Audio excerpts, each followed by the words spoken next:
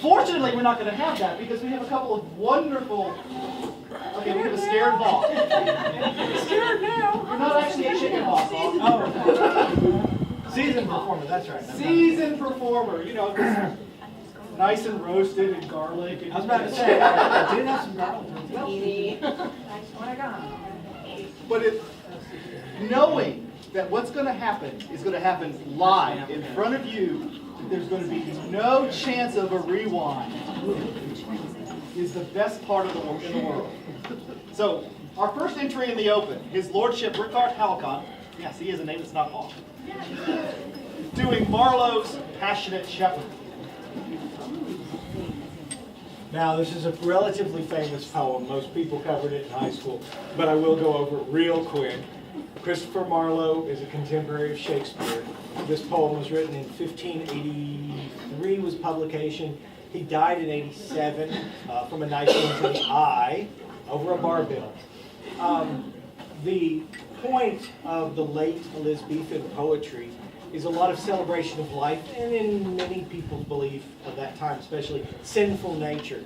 The Passionate Shepherd is a prime example of this. Come live with me and be my love, and we will all the pleasures prove.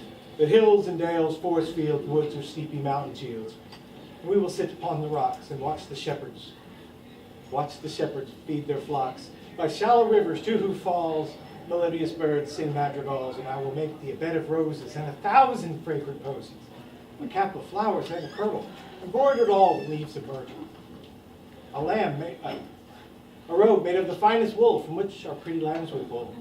Fair lined slippers for the cold, buckles of the purest gold. A belt of straw and ivy buds, a clasp of coral and amber studs. If these pleasures thy mind may move, come live with me and be my love. The shepherd swains will dance and sing to thy delight each May morning. If these delights thy mind may move, come live with me and be my love.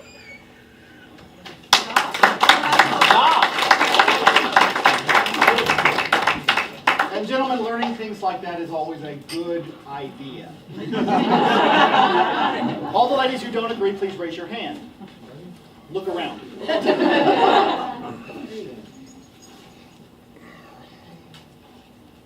Listening and seeing are two of the great senses.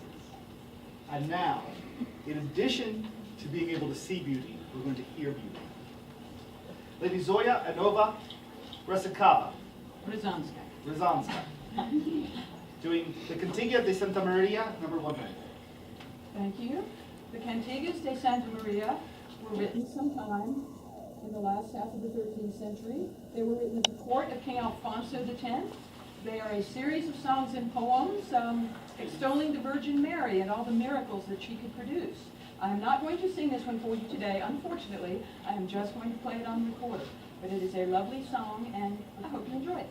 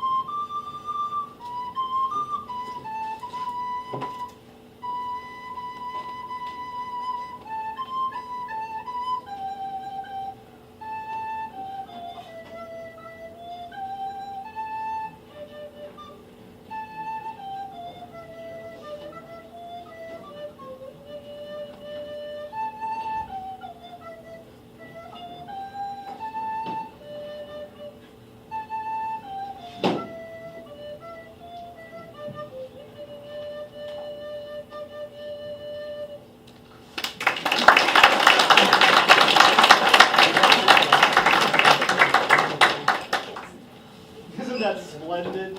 We're going to have a feast later tonight, but now we get a feast for our ears. We're going to move into the fair now, and we've got 2 entries in the fair. The first one, performing the Battle of Malton, Lord Matthias Black.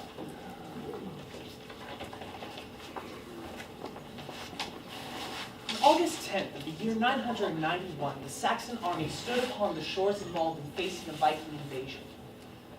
They lost that battle through some fairly comedic means. And this is the story of what happened. I will not be reciting for you the entirety of the poem, as it is 325 lines long. I will be reciting the last 25 lines. What will be happening is the men have seen their leader, Byrhtnoth, fallen at the hands of the Vikings. And though they are weary, though they are forlorn, one man by the name of Byrhtwold stands above them and shouts, loosely translated, "Our hands must be harder, our hearts must be keener, and our minds must be wiser, though our strength lessens."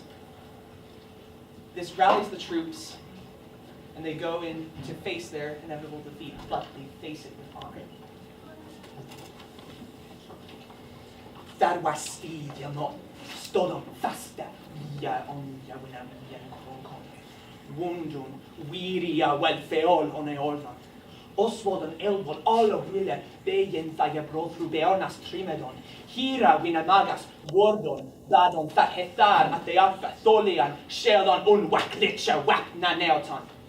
Byrht wold nathalod, board happenod, se was janet, ash aquete, he full baldice, beornas laude, hya sheote hertre, harteta shenre, mod sheote marete ore maen litla. Herlyth ore eldor, for huin, God och gröt am ignornion. Se the nu from this replayed wendan tänche, ik eom frod feres, fram ik ne ville att ik ne behelfa, minom lappor, beswale offan men, lyckan tänche. Swati Athelgarstan, all bilde, Godric to gode, of he God for let well spira winden on the vikingas. Swahe on den fortje, filmest eure, hune tinde, ofta he on the hilde och krak. Nastat nase Godric, den klagode for det.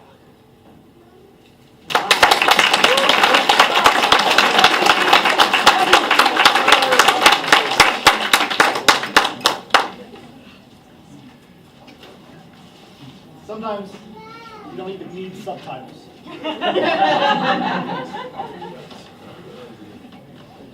Although it always does us good to stretch our linguistic powers a little bit. There's a translation over there if anybody wants to read it. I believe you came up with on your own? Yes. And our next piece in the fair, Lady Zoya Anova Resenkava. I can try. Russian's hard. It's all the way to the other side of Europe. To go on pilgrimage.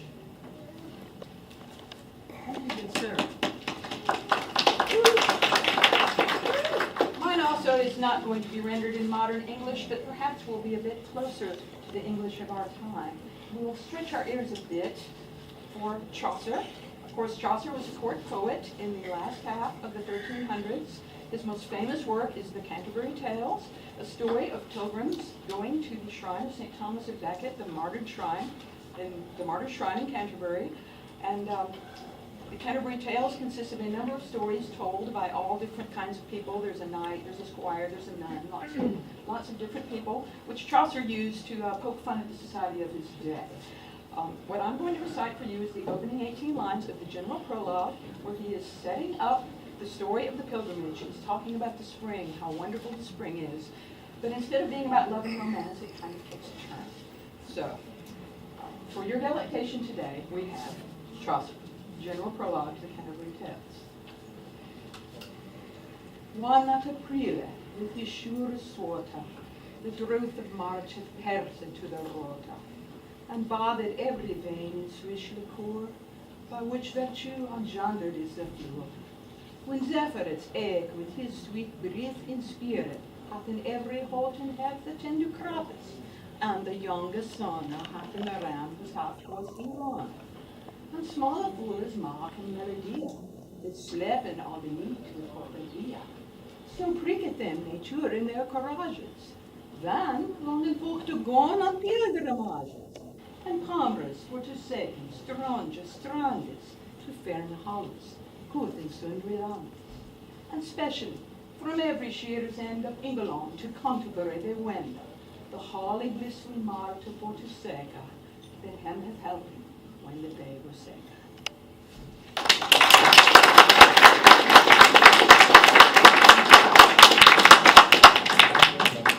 So we're all dressed.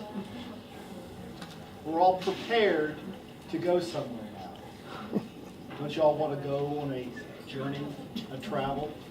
Pilgrimage. A pilgrimage. A pilgrimage. Where can we go? If there were only someplace near here that we could all walk to. See, I had both of them together. Very, very good. Those of you who have only been coming here for a couple of years do not know that the Ave Maria Grotto is nearby. And in the early days of people visiting in this area, SCA actually did work, or actually went over and visited occasionally. We travel to these wonderful places, and we don't see anything but the SCA events. And nights.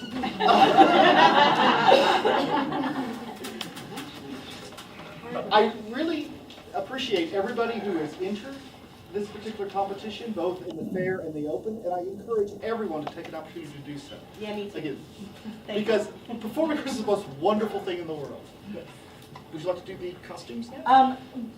The costumes are not so much a performance art. Stay and so- watch me. But yeah, but we'll sort of break off into groups, and the hall is back to being open.